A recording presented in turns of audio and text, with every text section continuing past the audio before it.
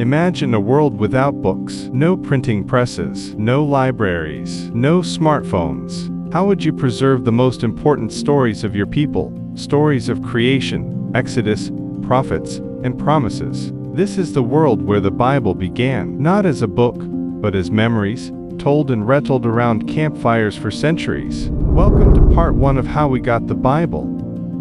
This is the Chronicles of the Church, and in this 5-part series, we're tracing the incredible journey of the Bible from ancient oral traditions to the book in your hands today. In this first episode, the oral tradition and first writings, how stories became scripture.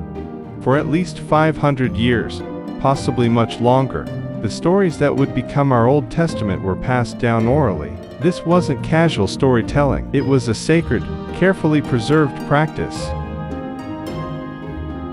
Ancient societies had incredible memory techniques. In Mesopotamia, trained storytellers called rhapsodes could recite epics like Gilgamesh for hours. In Israel, they used parallelism, rhythm and meter, repetition and formulaic patterns. Chiasmus, of BCBA literary structures.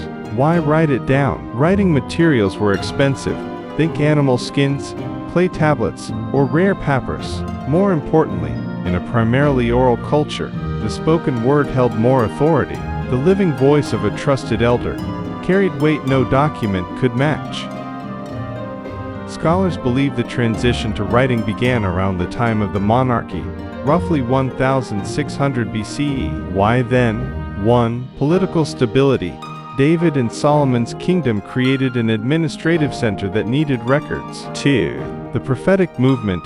Figures like Isaiah, Jeremiah, and Amos delivered messages that needed preservation. 3. The threat of loss. The Assyrian and Babylonian threats made preservation urgent. The first biblical texts were written on papyrus from Egypt, light but fragile. Ostraka, pottery shards, for notes and receipts. Clay tablets, used in neighboring cultures. Animal skins, for important documents.